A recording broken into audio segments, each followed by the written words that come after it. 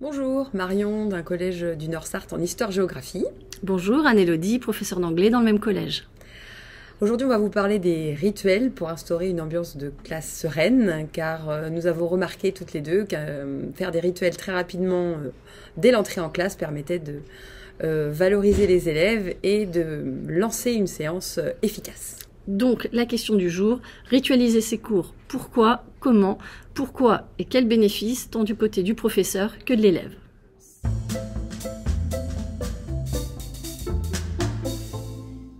Alors, nous commençons par pourquoi ritualiser, quels bénéfices pour le professeur. Tout d'abord, le rituel d'entrée de jeu va donner un cadre, autant pour nos élèves que pour le professeur. Je sais par quoi je vais démarrer, je sais par quoi je veux que mes élèves démarrent. Tout de suite, nous allons impulser une activité collective, les élèves et le professeur. Cela va rassurer, puisque cette action de rituel de début d'heure va être répétée quotidiennement, séance après séance, semaine après semaine. Et donc, on va instaurer un climat de confiance, puisque l'élève va savoir dès le départ ce par quoi on va commencer.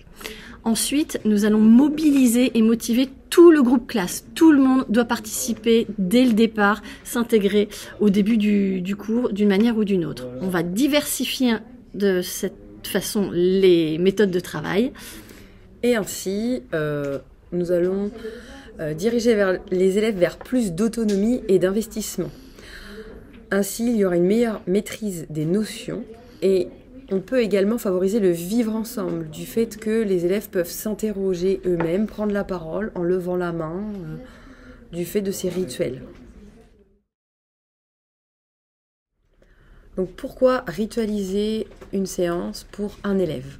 Tout simplement pour susciter une ambiance de travail dynamique, instaurer un climat d'entrée de jeu sur la séance, afin également de capter l'attention des élèves par un rituel timé, par des jeux de mémorisation, par des quiz. On instaure ainsi vraiment un climat dynamique.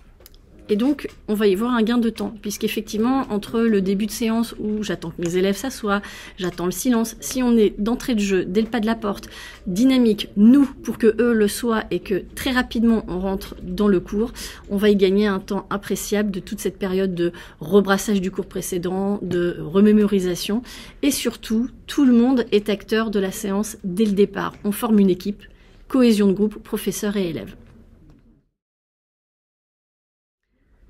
Comment arriver à ce début de cours dynamique et plonger les élèves dans notre cours d'entrée de jeu?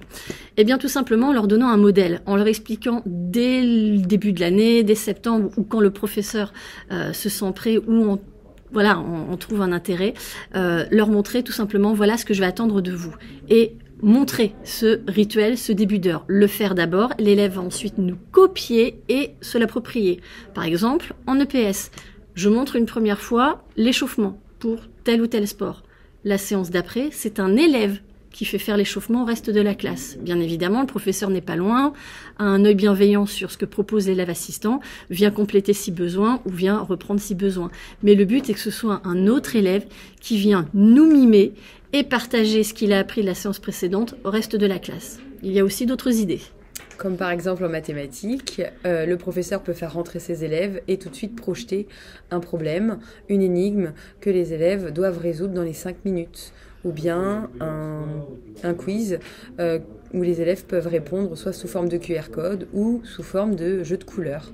On a aussi tout ce qui est jeu de mémorisation, sous forme de double, sous forme diverses, par exemple faire un qui veut gagner des millions en histoire-géographie ou des cartes de défi également que l'on peut mettre en place dès le début de l'année. En anglais, on va soit proposer des jeux de rôle, j'ai besoin d'un secrétaire, j'ai besoin de quelqu'un pour la météo, pour cliquer sur les diaporamas, pour rebrasser le lexique, mais également commencer en musique. Pour travailler la prononciation ou juste pour apaiser la classe. Les élèves vont rentrer, on leur passe une musique, celle qui peut avoir un intérêt en lien avec la séquence ou pas d'ailleurs, le professeur choisira lui-même, et les élèves vont comme ça rentrer en cours d'anglais en musique, on écoute et ou on chante. Il peut y avoir également la méditation. Donc certains collègues utilisent 5-10 minutes où ils vont d'abord poser le cadre et pendant 10 minutes une musique adaptée. Il y a également le quart d'heure lecture qui permet aussi de poser un cadre en début d'heure, par exemple de français ou lettres modernes ou autre matière.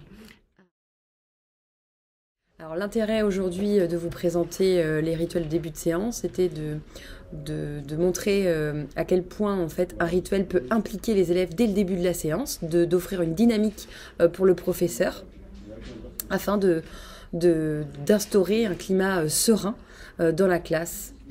Exactement, les élèves du coup deviennent acteurs de leurs apprentissages et on va vite se rendre compte des bénéfices de cette pratique que l'on va après, quand on est à l'aise avec l'exercice ou qu'on en a vu un intérêt, eh bien ces rituels après ils peuvent arriver à n'importe quel autre moment de la séance, au milieu juste pour ritualiser et annoncer le passage d'une activité à une autre, que ce soit de l'oral, de l'écrit, travail de groupe, travail individuel. On peut tout à fait instaurer d'autres rituels, même consignes au même moment de la séance. Ça peut être également des rituels de fin d'heure pour sortir du cours et faire la transition avec le cours d'après. Merci. Merci. Au revoir. Au revoir.